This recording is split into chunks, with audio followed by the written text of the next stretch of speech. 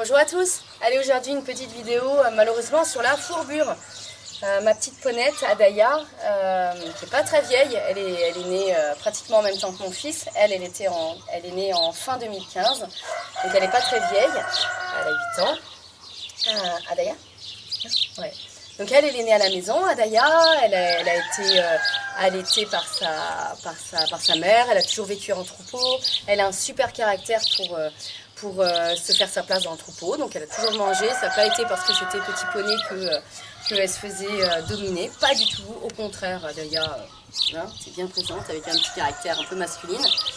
Adaya elle fait, on va dire régulièrement des balades, surtout avec mon fils. Viens, fais un pas.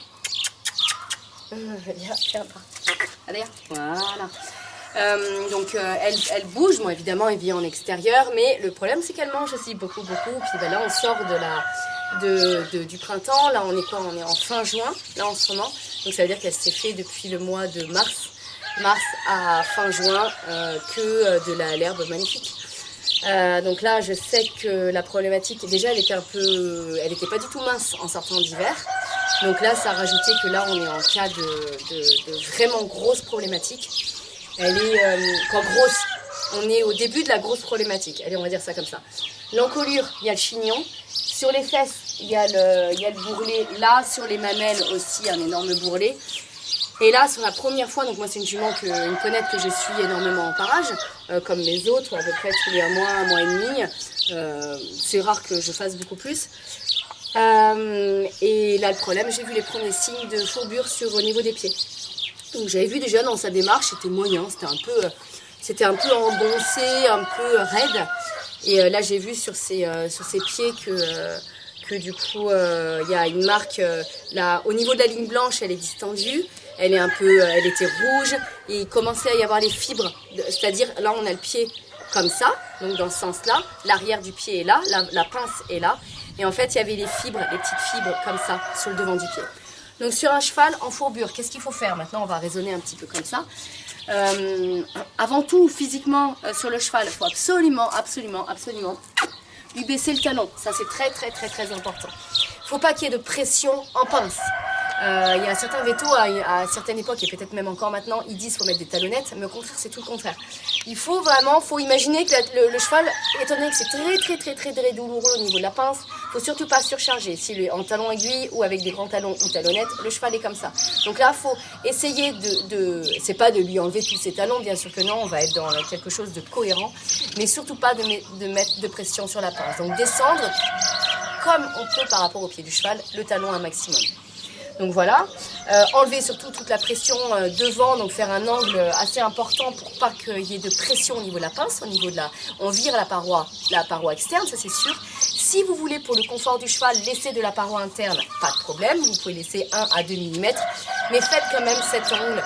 Moi je pense qu'un angle à 60 degrés, c'est pas je pense, mais en tout cas je pense, c'est vraiment ma vision des choses, un angle de 60 degrés devant est très important. Et après 45 sur le reste du pied, on ne touche pas à l'arrière. Bon, après ça c'est la formation parage et on est sur autre chose. Mais voilà. Donc ça c'est le point de vue mécanique. Ensuite, qu'est-ce qu'il faut faire aussi d'un point de vue mécanique? Si le cheval n'est pas trop souffrant, et attention, si le cheval n'est pas trop souffrant, allez le faire marcher. Et attention encore, choisir les terrains quand le cheval est là comme Adaya, elle peut encore travailler, mais surtout des chevaux, surtout des terrains avec un maximum d'herbe. Un tout petit peu la route, comme si nous on pouvait... Est-ce qu'elle est à l'aise? Est-ce qu'on peut marcher sur la route où il n'y a pas trop de cailloux? Si oui, on y marche, on fait un mélange cailloux et surtout de l'herbe. Là sur les terrains d'herbe Adaya, donc ce matin là elle est sortie, je l'ai mise, parce que je la remets à l'attelage, et donc là j'ai sorti avec son matériel et j'ai mis un palonnier derrière pour la redésensibiliser que sur l'herbe, donc ça la faisait un petit peu forcer. Forcer, il y avait une petite pression, c'est pas comme s'il y avait rien derrière. Et donc ça c'était bien. Un cheval, donc faut pas faire trop de sport parce que là sa respiration, ma jument est trop grosse. Et purement, même si on parle au-delà de la fourrure, ma jument est trop grosse. On va pas faire marcher un obèse pendant 4 heures. Une personne obèse, là je parle, c'est pas cohérent. Donc là en fait rester sur quelque chose de cohérent pour elle, écouter son rythme. Et après, ce qu'on va pouvoir faire, c'est surtout soulager le foie. Là maintenant, il va falloir faire tout un travail au niveau shiatsu sur elle. Donc moi, heureusement, je pratique du shiatsu. Je vais lui faire un shiatsu intégral pour que tout se relance au niveau énergétique dans son corps, tous ses fluides, tous ses méridiens. Et ensuite, je vais travailler avec des plantes pour, surtout, on va cibler le foie.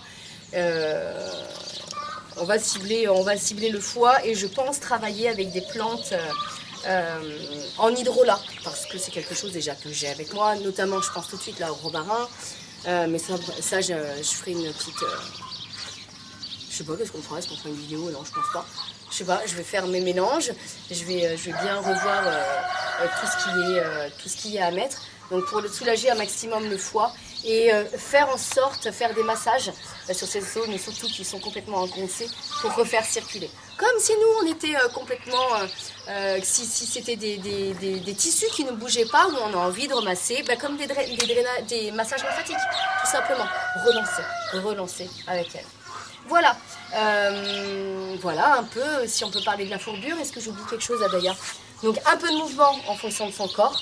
Et après de plus en plus dès qu'il est à l'aise. Si le cheval au niveau fourbure il ne marche plus du tout, il est campé, si le cheval, on voit vraiment le cheval qui est comme ça pour soulager la pince sur ses talons, là franchement déjà vous le mettez au régime.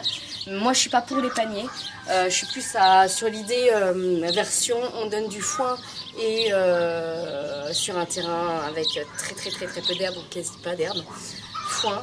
Un terrain, moi je dirais quand même assez souple pour les pieds, il faut vraiment soulager. S'il faut, on met des chaussures ou on met des protections avec du gros scotch, avec, voilà, je sais même pas si là elle est vraiment dessus, ça va, elle a l'air à l'aise, ma chouchou.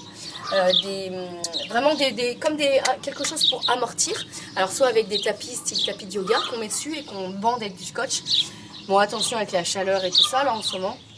Faut pas que ça macère non plus. Moi, je serais pour changer peut-être tous les 2 jours ces sabots, sinon prendre des petites hipposandales. Alors sur les poneys, moi j'ai jamais eu d'hipposandales sur les poneys, j'ai toujours eu ça que pour mes chevaux. Donc soulager un maximum si le cheval donc peut plus marcher. Après Adaya elle n'en est pas à ça. Donc moi j'en suis au stade avec Adaya à faire ce que j'ai dit, bouger, nettoyer le foie, faire du shiatsu, faire des massages sur ma jument. Et puis lui faire plein de bisous. Ah Adaya, ça te va comme programme? Et du repos, pas sortir quand il fait très chaud, donc on est sorti ce matin. Hein? Et puis de l'amour, et puis de dire que ça va passer. Hein? On va faire un régime. On va prendre des jus. Hein? Tu vas faire comme maman, tu vas prendre des jus. Allez, bonne journée à tous. Adaya, c'est ok, on va continuer nous?